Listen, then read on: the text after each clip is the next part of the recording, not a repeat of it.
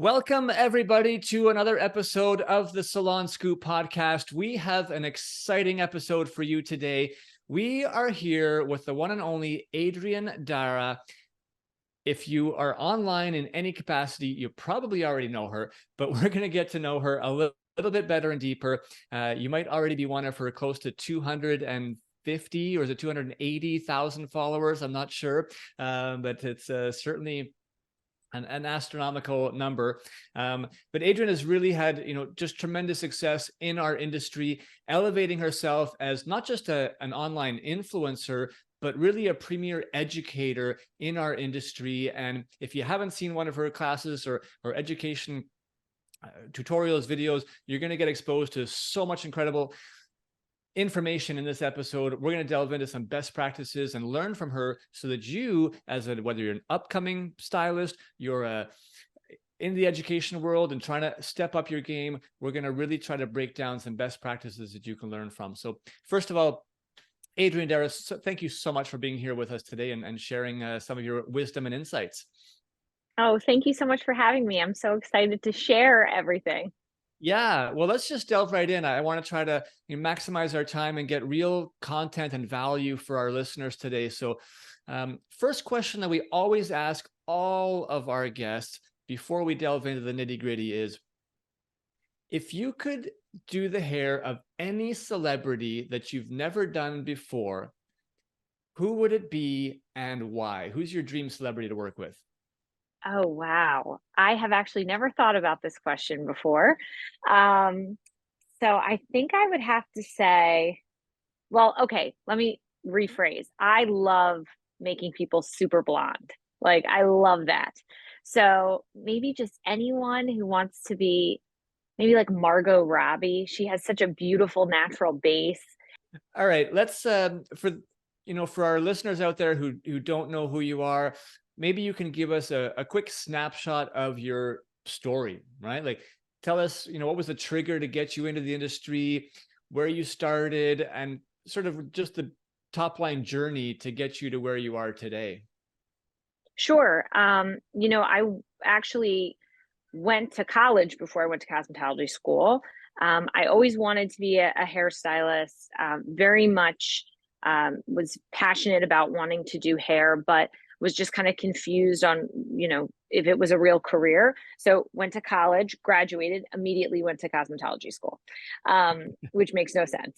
And then from there, I ended up working at a salon for 7.5 years. It was such a great opportunity because it was a mom and pop shop.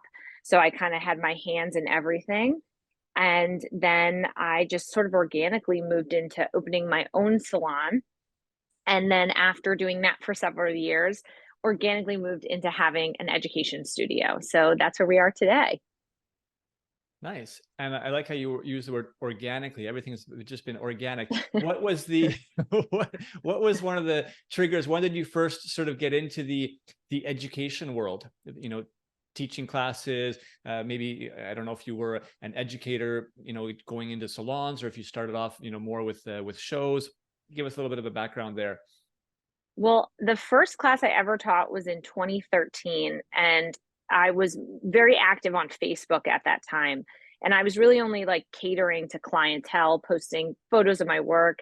And I had a salon owner locally reach out to me and say, do you ever come to salons and teach classes? And I had never done it before. And I wrote back, I said, I do it all the time.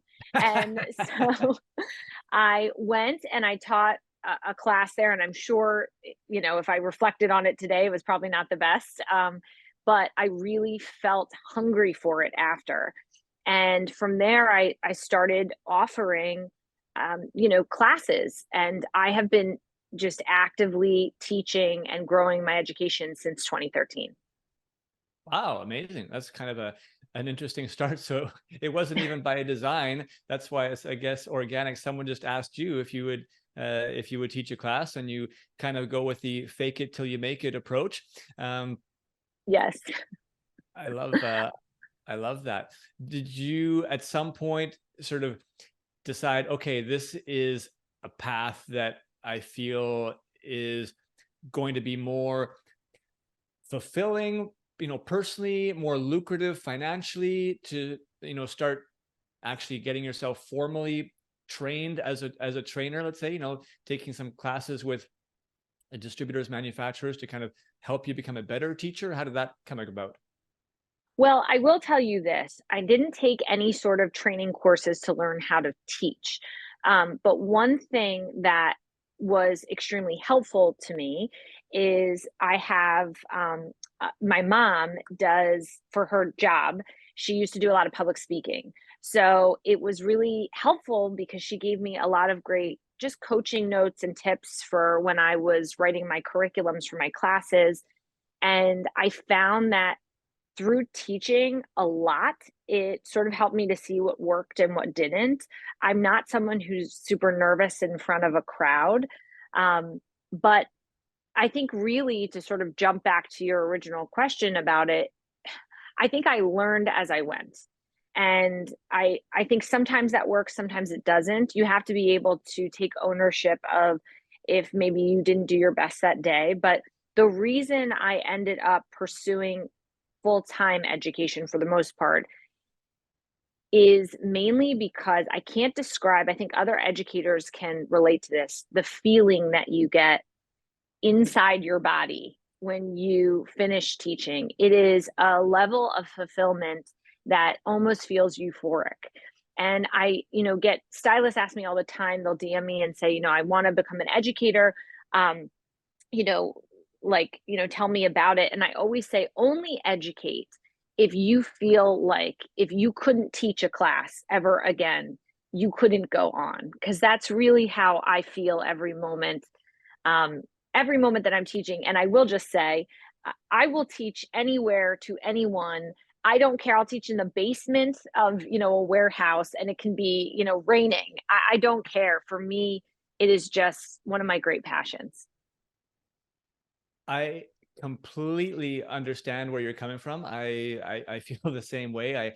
I have I'm grateful to have the opportunity to teach a lot of marketing classes to our industry, right?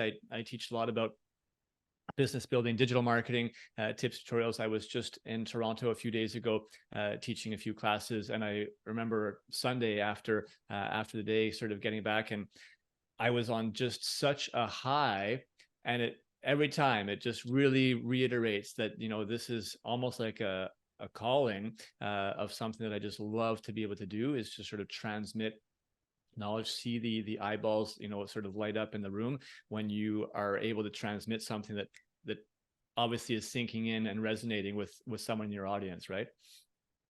Totally. I mean, it's a one of a kind feeling that I think you really can't capture with a lot of things. And I also think in general, anyone that chooses to educate in any industry, whether, you're in something creative or something that's maybe more corporate minded, I just think the idea of impacting people and not just entertaining people and seeing real change that you're able to make, it's not even like an ego thing. It's like you yearn to be able to help people in your heart. And I'm with you on that. That's how I feel every time I teach.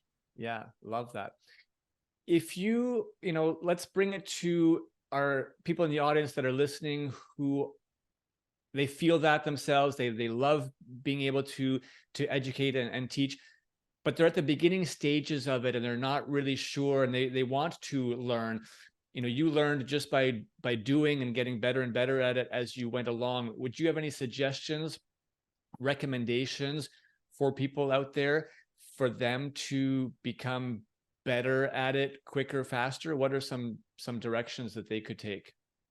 For sure. I mean, I actually think attending a lot of different types of classes would be helpful because you can see what different teaching styles are. You can see some not so good classes and some great classes, and it will give you an idea of what, based off of your personality, right? What kind of an educator you're going to be. Because I actually think that is the best way to go about it, mainly because of the fact that in general, just like behind the chair, we attract clients to the type of personality and style that we are. And it's the same thing with being an educator is, the only way that your classes are going to start to fill up more and more is because people come to your classes and they tell their friends. And it's that same type of personality trait coming to your classes. So I think going and attending lots of different education is helpful for you to gauge where you want to land as an educator. And I also think, for real, I know for me, obviously I was fortunate enough that I have a parent who does public speaking, but I actually think taking a public speaking class can be really helpful, because one of the things that I will say is, if you're going to commit to teaching, you have to commit to talking the entire class. You know, the moment that you stop talking in a class and you're just doing, people check out. And so you have to be able to pivot your conversation and keep people engaged, you know. And I'll say one more thing. Something else I have always thought about that would be very helpful to educators out there is taking an acting class.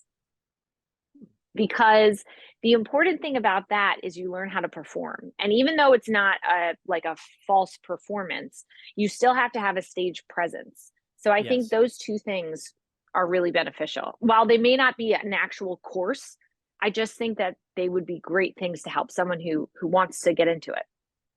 Absolutely. That's a great piece of advice. Love that.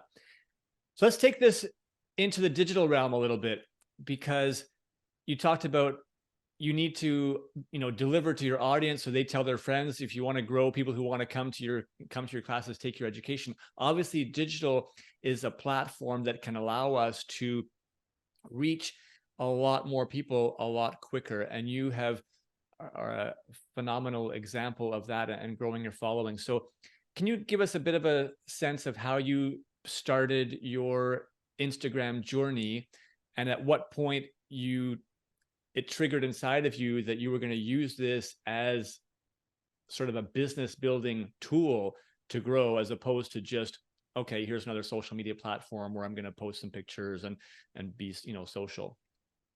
Yeah, absolutely. I mean, for the longest time, I was using Instagram when it first came out, right? I'm part of the generation before Instagram. When it first came out, I was really just posting photos of hair because I was trying to attract clients. Yep. And when I started dabbling more in teaching, I really pivoted my social media platform to be more about speaking to the hairstylist out there. So, one of the very first things I started doing that really catapulted it, this is probably in, I would say it was like 2015 that it really started taking off my page. Is I had a little tripod and a ring light, and I used to just film myself doing people's hair. And I see that trend has sort of returned now, which is very cool. And it would just be sort of a sped up version of the entire appointment.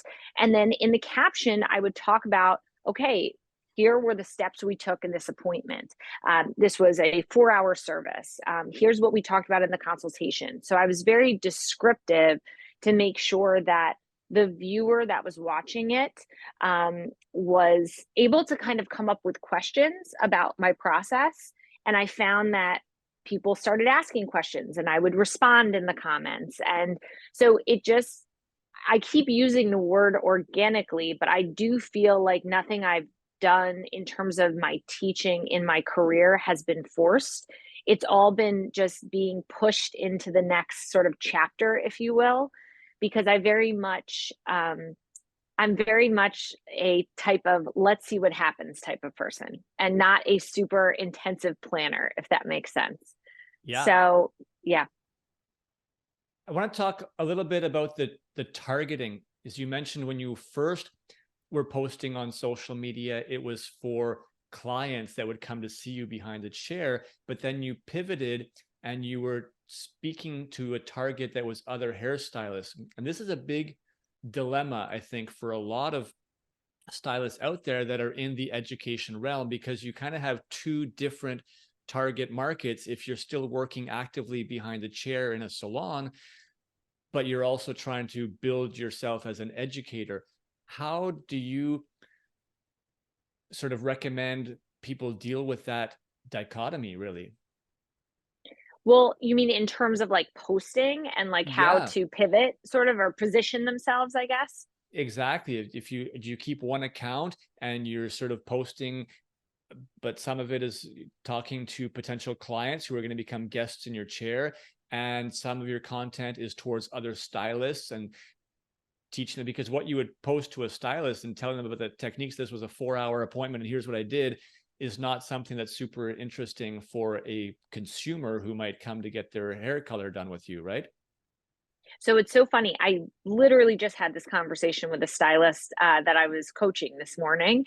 And she is, it's the same deal. She wants to educate, but also wants to attract new clientele. So what I recommend is that make that post, whether it's a video or a photo, so that you see the process in its entirety. And I think the beginning part of the caption should be outlining what the services were, how long it took, and what your process was. And then the last thing you should say is, to the client reading this. And then you can even say, my client, was naturally a blonde looking to shift into something deeper for the fall. An appointment like this we can do, but it may take several steps to achieve. So that way, in every post, you have something for the stylist and something for the client. Because I think you miss an opportunity in a post if you're trying to attract both and you're only speaking to one. I think there's a way that you can always speak to, the group as a whole. Nice. It takes a little more thought, obviously, to kind of carefully craft your caption and make sure that you're touching upon things. Would you still get into details of, formulations in a caption like that? I would, but I think that if you want to save sort of those formulation things for your story, I love the idea of having a highlight that's a formula highlight on your Instagram. And this way you can even, it's almost like by having a formula highlight, I tell stylists this a lot, you become a resource for other stylists, right? If they're in the color room and they're struggling with what they should formulate for their client, and they remember, oh, I remember, Adrienne has a formula highlight. I can go to her page and see if there's anything similar to what my client is hoping to achieve. But yes, I still think any opportunity to share your formulas is important, because I also think in general, whether it's in the story or on the page, you want to be a resource for clients and you want to be a resource for stylists, because then you're sort of the encyclopedia, if you will. Yeah, I mean, and people are going to want to come to you, especially if they like something that you've done and they've tried it out. They're like, wow, that was great. I want to come back for more. Right. Right. And Totally. that's what you're trying to build, right? You want them coming back for more because you are a constant source of value to your audience. And, ultimately, I always say that's like the key message that you need to be thinking about in your head when you're thinking about what to post, what content to put out there, is just make sure that you are providing value to your target audience, whoever that might be, right? If you're just talking to potential customers, then how are you providing value? Don't just post a picture of hair and say, hey, what a beautiful, blonde balayage. Give them some kind of insight behind it, give them some kind of value about maintaining it, what goes into it, make it sound, special, unique, that they're going to want more information, and even drive the comments. I like what you talked about earlier. Your captions stimulate questions so that people are writing you in the comments and then you're responding. That's, again, a form of education that you're doing through your digital posts, correct? Absolutely. I mean, the more that you can engage with your audience, even on social media, the more it's almost they will sort of create what direction they want you to go as an educator, even, because that's actually what happened for me. I mean, if you go to my Instagram page, there is so much Redken Shades EQ content on there. And I think what really happened, I don't remember the point when this happened, but I know for certain that I started putting in my formulas and thought, well, what if besides putting in my formulas, I put the why behind it, why I chose this? And the amount of comments I started getting really made me realize there's a market for this where people really want this type of education. And I just sort of, rolled with it. Love that. Now, I know that you have two different Instagram accounts, one that's just Adrienne Dara and one Adrienne Dara Education, correct? Actually have three. I Oh, I have a third one, the Lightning Library, which is a private education group. Okay. Can you tell us a little bit about the evolution of, when you decided I need to have a second account and when I need to have a third account, and how you balanced the content for that? Absolutely. So obviously my Adrienne Dara one is the original one. The Adrienne Dara hair education one, it's so interesting because when I first started posting on it years ago, I would post, a flyer for an upcoming class. And I'd say, hey guys, I'm going to be in Boston teaching, I hope to see you there. But I realized there wasn't a whole lot of traction, or what's even the point of following this account, when I could just see that same flyer on the Adrienne Dara Instagram. And Yep. so I realized I just have so much content that I want to teach. So I thought, why not just have two pages? And so I do a lot more of tips and tricks on the Adrienne Dara hair education one. And then I do, so almost like fast education. And then I do on my primary one, my Adrienne Dara one, more in-depth education. And then the Lightning Library, I actually started that in 2018. And this was when subscription groups were really just starting to happen. Some people would have Patreon accounts. And I thought, let me start an education group and sort of see how it goes, because I want to do tutorials and I want to do business coaching. And that was in 2018. And today we have over 1,200 members. So it really took off, and it's one of my great passions. I love being on there. It feels very safe in there. It's a place where you can be whoever you need to be and ask whatever questions you have. And I'm here to answer them. Love that. Maybe we can quickly, people might be saying, like, how do you have time for all this? Like, do you still do hair for clients in salon? What percentage of your time are you focused on that versus your education? And maybe quickly how that morphed over time.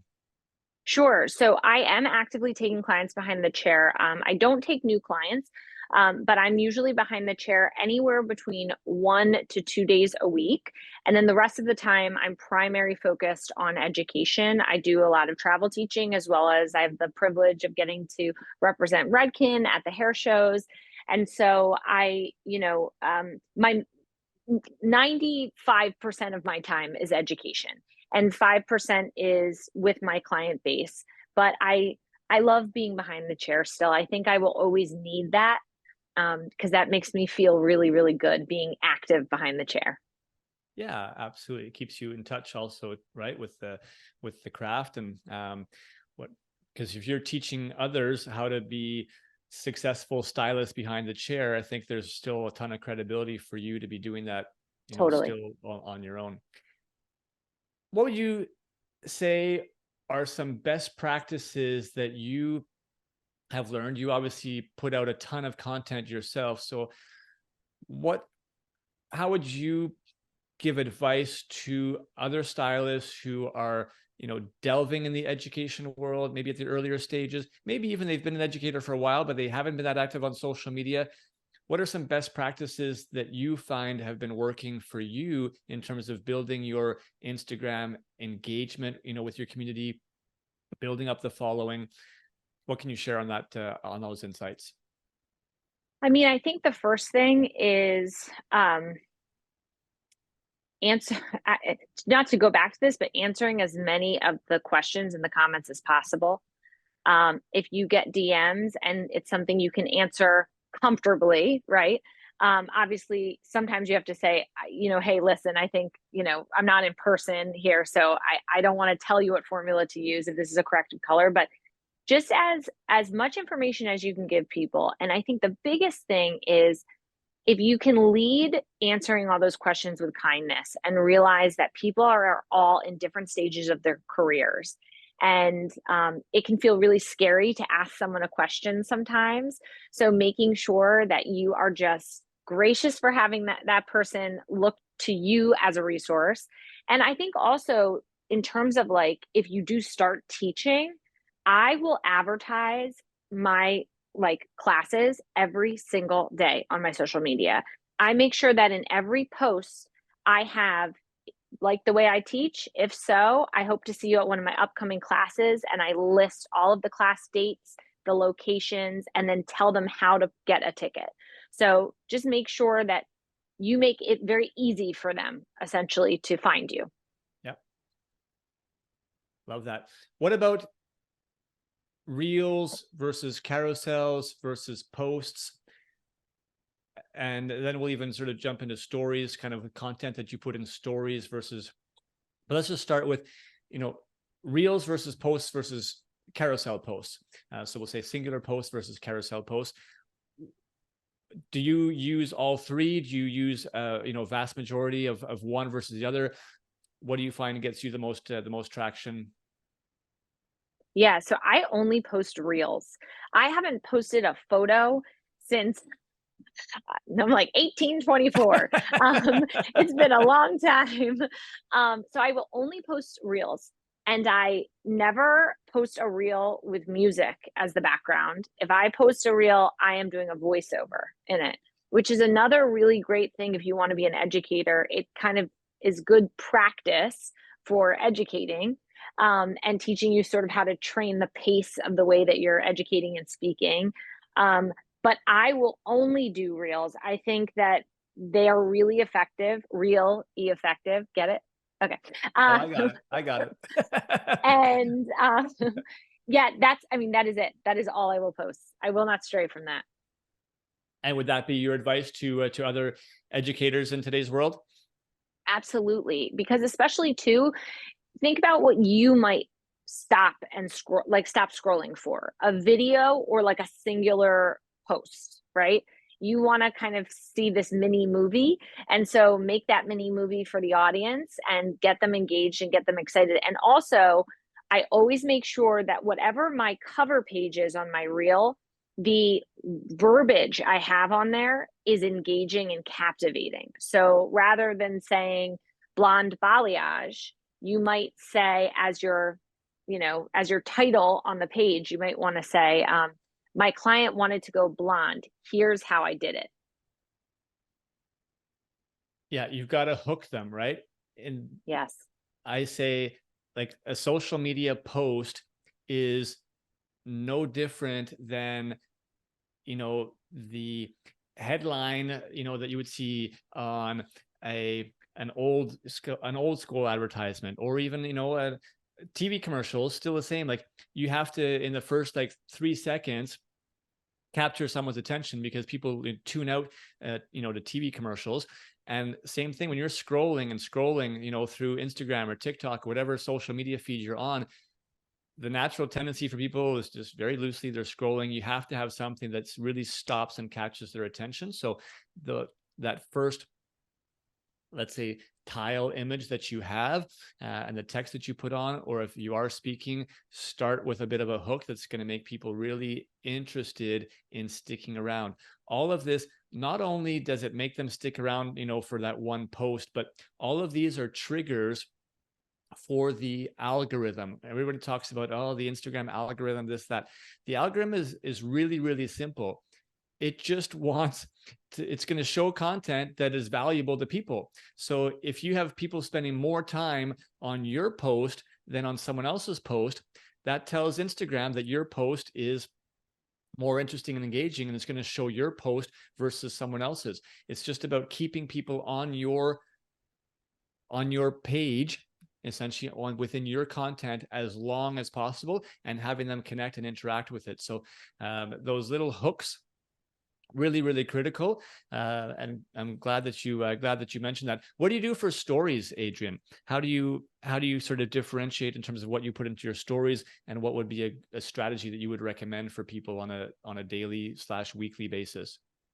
I mean, the biggest thing I would recommend, which is something I do quite frequently, and it gets so much traction in the stories when I do this, is I'll share a video of an end result, and then I'll post the like Shades EQ formula, or if I was doing great coverage, the Color Gel Oils formula.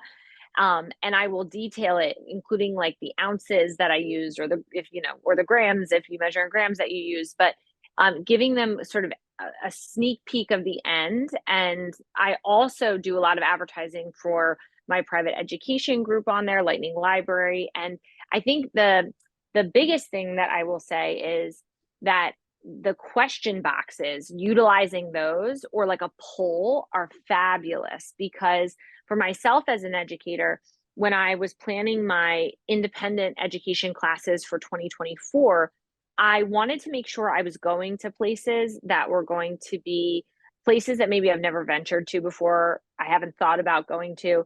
And so I did a lot of polls, out of these three places, where should I go? And you get so much activity when again, it's engaging your audience. That's really what it is.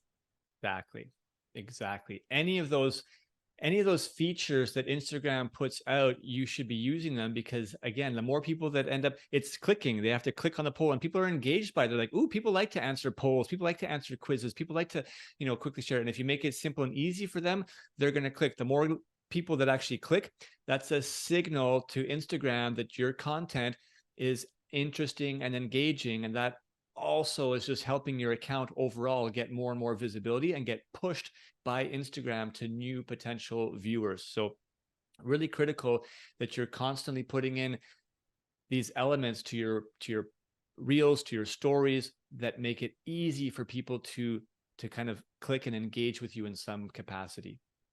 Absolutely. Adrienne, how do you measure the success of your Instagram account? I mean, you said you started it, many years back, probably 2015, really started getting, active, and then, launched a second account, and then a third account, and they've been growing and growing. How have you been sort of tracking and measuring the success of your Instagram accounts over time? Well, I think, to be honest, I kind of don't really. Yeah, that's okay. Yeah, I mean, I'm not even someone that looks at insights a lot, which is so silly because they're there and they're fabulous and can help you. But I think that I've kind of always, without sounding too sappy, have sort of followed my heart on what I want to post, because, I really just want to put great educational content out there. So yeah, I really haven't like tracked it or gauged it. I appreciate the growth. I will say that. I appreciate the audience and the growth. Yeah, and you've just sort of seen it continually growing. So I guess there's no, flags to be like, something's not working here, I got to figure out what's wrong with it. Which is great. Some people might be trying certain things and they're just not getting traction. And obviously we know it's a lot harder to grow followers today in 2023 than it was in 2015 on Instagram. That's just a reality of a newer platform versus a more mature platform. And we've been seeing that with TikTok over the past few years. Those that got on it in 2020 were able to get tons and tons of followers right away. It's a little bit harder already today than it was just 3 years ago on that platform. And the next time there's a new platform, you kind of want to be one of the first ones there to capitalize on the fact that it's new, and there's not many people posting content yet, so everyone is viewing. I still think today, I've asked you this, are you on TikTok, Adrienne? I am on TikTok. Yes, under Adrienne Dara on TikTok. Same. And you post there? How often do you post on TikTok? So it's funny because when I missed the boat in 2020, and so I didn't get onto TikTok until actually last year. That was when I first got onto TikTok, and I did a couple posts right off the bat that got like 1 million views, and I thought, oh my goodness, TikTok, I am here for it. So And easy. yeah, yeah, exactly. Welcome to TikTok, whatever you want. And then I think that algorithm changed, right? And then it started to get more challenging. I realize I'm still trying to actively figure out what the TikTok audience wants to see from my page. I have done kind of a mishmash, if you will, of different content on there, and including a get ready with me, right? I mean, all of these things. But Yeah. I found, which is so fascinating, that My TikTok audience actually wants less color education and more business education. And so whenever I post maybe like a verbiage script for like a price increase, I will get lots of views. And so as opposed to if I just say, here's my color process. So I'm starting the early stages of sort of shifting that to be more business based. So this actually, I'm going to re-ask my question from earlier about Instagram measuring, because it seems like you have been sort of trying to measure what's working and what's not on TikTok. Yeah. So maybe just provide some insights from your experience as how you have been trying to figure out what's working and what's not on TikTok, because that could also be relevant for people to use the same kind of approach if they're just on Instagram today. Totally. And I mean, I think, listen, I'm by no means an expert on TikTok. I think I have 19.1 thousand followers. So I'm still, trying to creep up to the top. But one of the things that I notice for me is I don't get a lot of comments on TikTok, even if I have, tons of views. So I realize what I believe is that my TikTok audience doesn't want to like engage with me. They just give me the information. I just want the information, that I'm going to take it and then I'm going to use it, which is totally fine. Whereas on Instagram, it's more like, okay, this is awesome information. How would I apply this to this situation? So I think the biggest thing I've noticed is TikTok, it has to be shorter and it needs to be more upfront and blunt. Maybe blunt is the wrong word, but just more upfront, clear. This is what you should do. This is when you should do it, and just do it.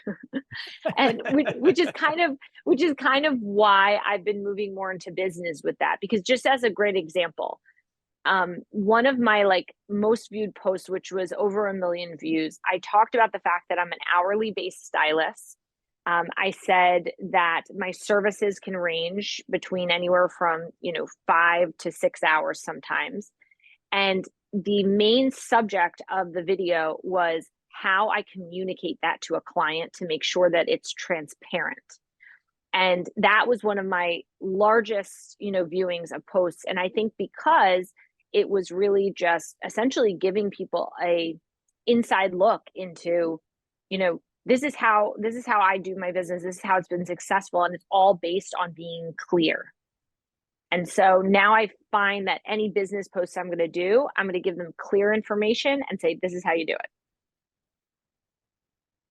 Love it. What percentage of your content would you say is the same across TikTok and Instagram versus different? You're posting something on Instagram, but you're not posting that on TikTok, and you're posting something on TikTok that you're not posting on Instagram. So currently, I would say 50% the same, 50% different, because I really just recently, in the last few weeks, started changing what I'm doing on TikTok. In the beginning, yes. Was I posting the same thing on my Instagram that I was on my TikTok? Totally. Sometimes it worked, sometimes it didn't. But there's really no point to doing that because they're completely different audiences. And even if it's the same audience member, let's say it's the same person that follows you on Instagram, they want to see something else on TikTok. They want to kind of see the a little bit more of the like the raw side of you, right? Like okay, well, what are you really doing? Whereas I think Instagram is such a phenomenal platform, I think, because you know I think in a lot of ways, at least for myself, I've learned so much about doing hair from Instagram, from watching people. It's like mini tutorials, whereas TikTok is more just straight intensive information. Here it is. Yeah. Yeah. And there's more entertainment content on TikTok as well. I mean, overall, people are consuming TikTok in a manner. You hit the nail on the head. People are on there for different purposes. They wouldn't just go to two different platforms to get the exact same information. And it is a big challenge out there. And, we are certainly, guilty of it ourselves. It's about, the time and the creativity to come up with different and unique content for every single platform. If you really want to go like all out and be like as good as you can possibly be on across all platforms, then yes, you do want to customize the content for each platform because they are different, the audience and what they're there for. Yes, we recognize that it's not always, not always feasible, not always possible, and we're all human and have our capacities and limitations. So, it's not wrong and terrible if you are, but it's important to at least understand it and then recognize why maybe your TikTok account is not taking off and growing the way that you kind of expected it to, because you're just taking your Instagram content and putting it there. So, keep that in mind. I think as at least a learning, as a best practice to think about and to start working towards. And, bit by bit, it becomes easier and easier as you start recognizing. No, totally. And I mean, we all get writer's block, right? I mean, it's inevitable, Yeah. or content block, if you will. But totally. I mean, if you want to be the best you can be on these social media platforms, you have to figure out what version of yourself you need to be on each of them. What would be a great example is when Threads came out. Yeah. And what I realized on Threads is people were sharing less about doing hair that I follow, who are hairstylists, and more just about their personal lives. And so it's just understanding where you need to land with each of these platforms. Absolutely. All right. Couple last little questions here as we wrap up this great conversation with you, Adrienne. Somebody who has big aspirations, right? They see the likes of you, they see the likes of Sam Villa, some of the big artists out there who have gained tremendous success in the education world. They're in demand for education, for shows. There's a lot of people that have those aspirations. What piece of advice would you say is really, really critical for them to focus on in order to stay on the path to getting there? Well, I think personally, and I think that I can tell you what worked for me. I always, and hopefully this will help and resonate with someone. I always dreamed about being affiliated with Redken and being a Redken brand ambassador. And so I made it like a mission for myself. I think if you can identify, if you want to be on the stage, right, and you want to be at shows, then you would have to essentially identify like a brand that you want to align with. And so I think the biggest thing is to make sure that you are visible to that brand, constantly tagging them, hashtagging them, talking about their products, why you love it. But I also think too, going to hair shows and networking is so incredibly important. One of the very first things that I did when I realized that like I really, really wanted to teach and be known was I went to Premiere Orlando by myself in 2015. I didn't know anyone. And I walked from booth to booth and I introduced myself and made sure that people knew who I was. And I think that sort of bravery you need to do. And the last thing I'll say is I think making sure if you want to be at that level, making sure that it's a lot of work and it's never going to get it will never be less work. It will actually only get more and more and more. And so, if you ask me how many hours a week do I work, I have no idea. I work every day, but I'm happy to do it. So sort of buckle up if you want to do it. Go for the ride. Yeah, I think that's really important advice. I mean, everybody in our society typically is always looking for like the easy path, the easy way out. And that doesn't exist. If you want to get to the top of the mountain, like you don't just, open up your wings and get carried up there with the wind. Like you have to go through the struggle, of physically climbing your way to the top. And not everybody is willing to get there as the altitude gets higher, as the conditions get harder. And it usually does get harder and harder as you go. And that's why there's only a few people at the top. I mean, that's just the reality. So you have to ask yourself and challenge yourself deep down, am I prepared to give it all that I've got and to keep going to follow that dream, because it's out there if you just kind of keep working at it, right? You stay focused Yep, on it. So really, really totally. critical. I would say another thing that people can do is to follow people like Adrienne Dara online. Follow examples that are working, right? We don't need to reinvent some of the wheels. Let's learn from, and we're so grateful that you've been on here sharing, so many great insights here today. I would encourage everyone to go and follow what Adrienne Dara is doing online. Take some of her classes, listen to her. She is an absolute, I would say, inspiration and great model, not just in terms of her approach, but I think you've heard through this episode today, her humanity, her kindness, she has this, what I would refer to as servant leadership, where she really, really genuinely just wants to give and care. Adrienne, if people want to connect with you more, how can they do that? Where can they find you? Yes, absolutely. And thank you for your kind words. They can follow me on Instagram at Adrienne Dara, or you can visit my website, www.adheducation.com. And you can DM me anytime. I will absolutely write you back.